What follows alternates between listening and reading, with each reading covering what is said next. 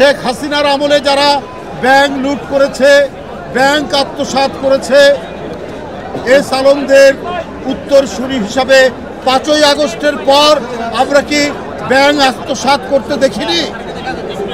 আমরা তো দেখেছি ইসলামী ব্যাংক কিভাবে গ্রাস করে নিল একটি রাজনৈতিক দলের অনুসারীরা। তাহলে আজকে কোন মুখে বলছেন এক চাঁদাবাজ পালিয়েছে, আরেক চাঁদাবাজকে কেউ দেখতে চায় না? কাকে উদ্দেশ্য করে বলছেন আমরা কি বুঝতে পারি না?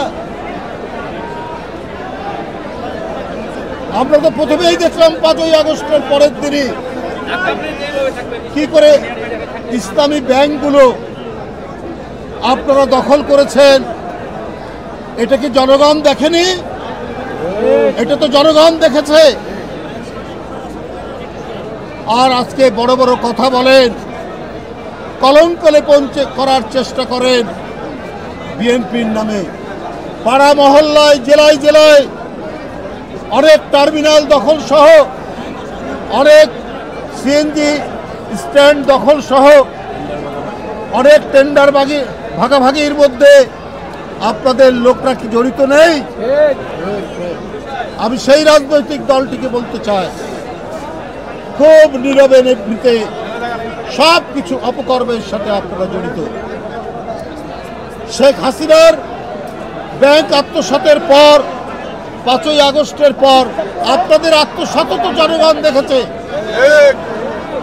আমরা হাসিনার আমলে দেখেছি চাপাতি লীগ, হেলমেট লীগ, বন্দুক লীগ, আবার জনগণ তো এটাও জানে খুর লীগ এবং খুর পার্টি এবং পায়ের রক কাটা পার্টি। এরা কারা? এদেরকে জনগণ জানে না? কারা পায়ের রক কাটে তাদেরকে তো জনগণ ঠিকই জানে, চেনে।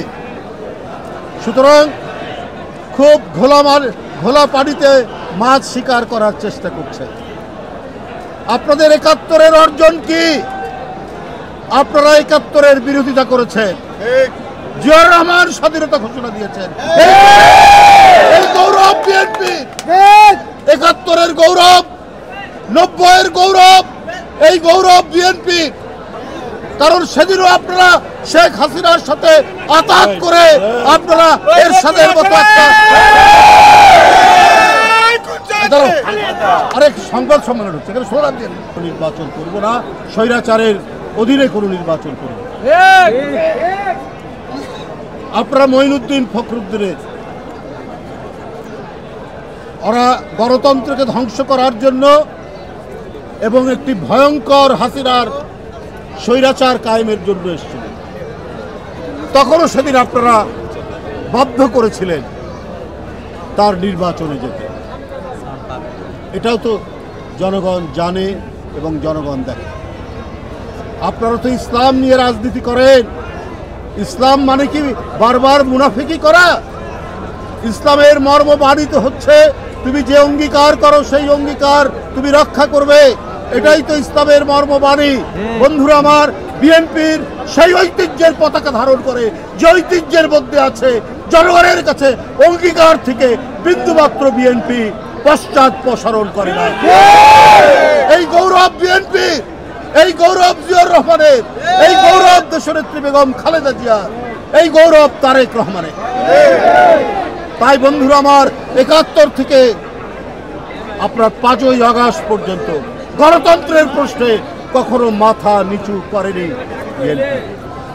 আপনারা 5ই আগস্টের পর কি বললেন? ভারতের সাথে আপনারা সম্পর্ক উন্নয়ন করবেন, ভালো কথা, আমাদের আপত্তি নেই।